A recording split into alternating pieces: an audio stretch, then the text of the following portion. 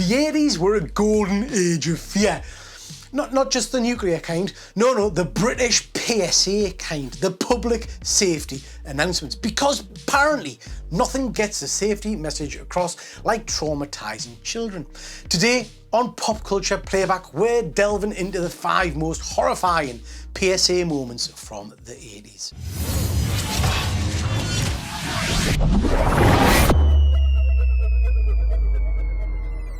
Let's start off with a cheery topic, the Grim Reaper in AIDS Don't Die of Ignorance from 1987. Just picture the Grim Reaper draped in black. He looms over a smoky bowling alley filled with terrified humans, and one by one he bowls people down like Skittles. Yeah, anyone catch it? The voiceover warns as the camera zooms into terrified faces. Jesus Christ, this was part of a government campaign to shock the public into recognising the seriousness of AIDS. Created at the height of fear and misinformation about the disease, the campaign used this stark imagery to emphasise how AIDS could affect anyone. Instead of promoting education, it promoted sheer panic. People didn't come away knowing much about how AIDS was transmitted. They just left thinking the Grim Reaper was out to get them. Quite honestly, it's impressive how the ad managed to scare everyone, from pensioners to kids who didn't even know what AIDS was yet.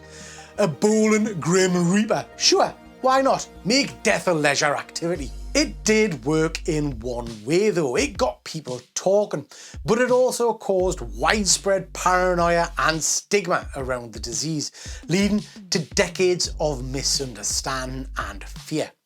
A PSA success story? Well, it depends on how much you value your emotional stability, I guess. The Play Safe Frisbee PSA. Now on the surface, this one starts off as a harmless summer afternoon. Kids, sunshine, a game of Frisbee. What more could be better? But wait! What's that lurking in the bushes? A substation. Because obviously in Play Safe, nothing screams childhood fun like flirting with an electrical death trap. The setup is pretty simple. A Frisbee lands on an electrical substation pylon thingy, and instead of just walking home and blaming it on the wind, one poor kid decides to retrieve it. Cue the horror show. 1 minute he's a carefree young chap skipping along, and then the next he's got the legs of Ghost Rider. And boy, do they really linger on that shot of his flaming legs.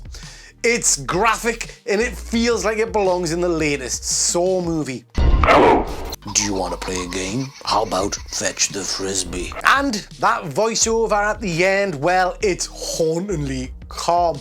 And it's a stern adult voice, like a disapproving teacher who's also narrating your doom. Don't go in to get your toys, or you may never play with them again. Jesus Christ, mate. Fair enough, man. We get the point.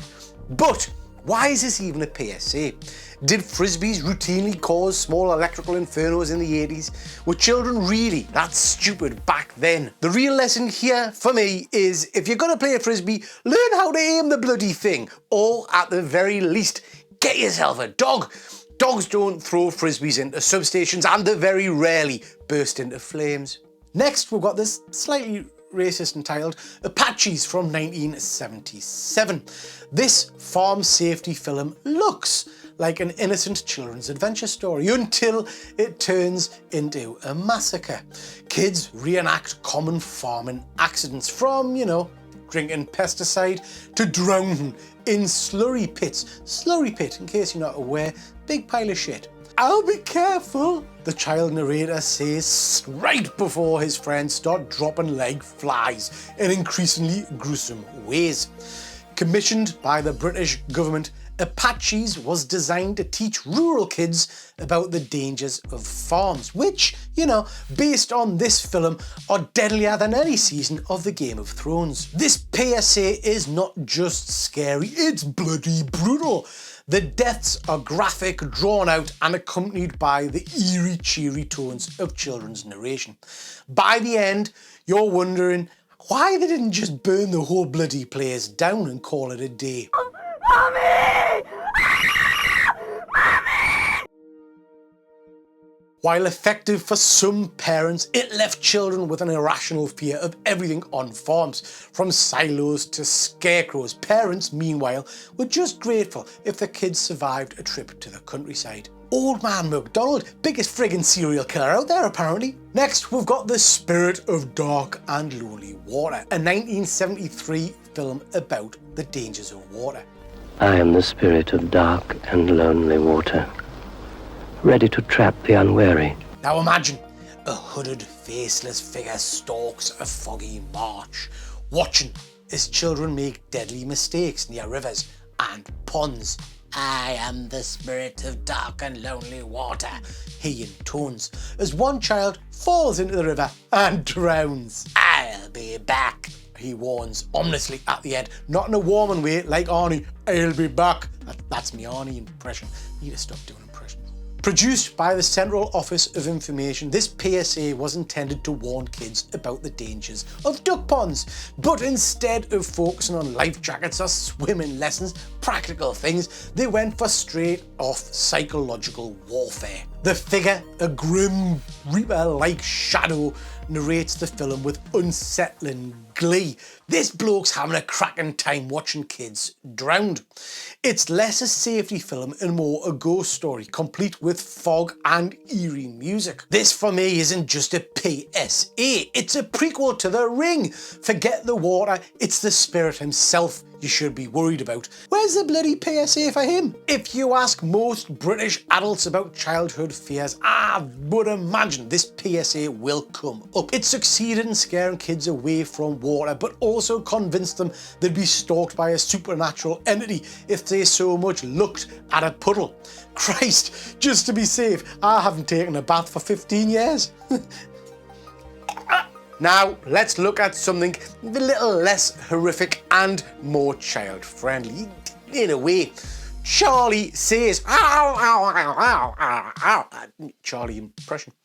Those iconic public service announcements from the 70s and the 80s where the little boy learned how to not die thanks to his grumpy, incoherent cat. These films were designed to scare kids away from danger, but in true British fashion, they also made everything sound quite odd and, well, quaint. Like, sure, avoid rivers and strangers, but did Britain really have an epidemic of kids yanking tablecloths off during dinner time?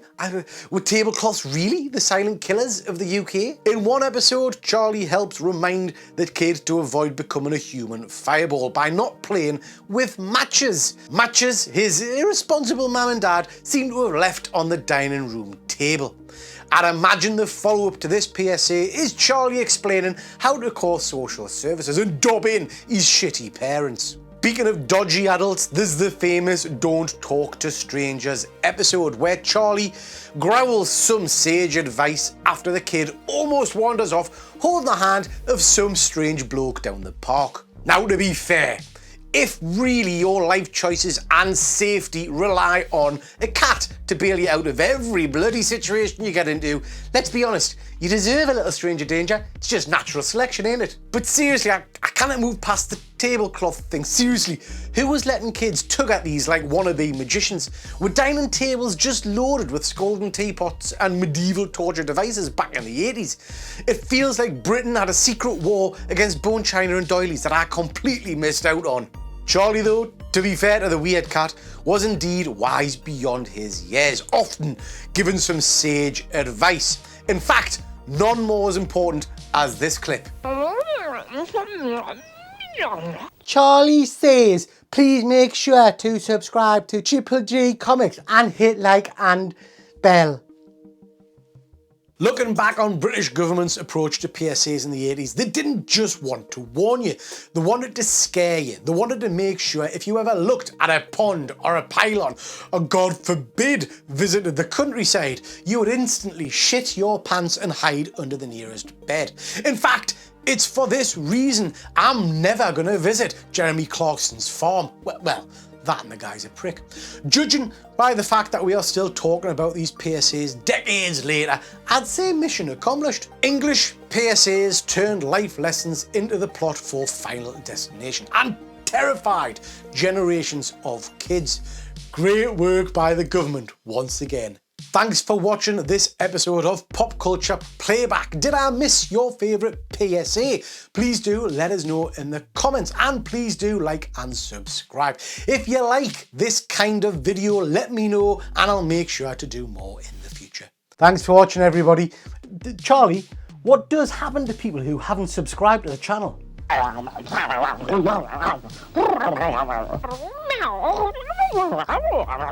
Jesus.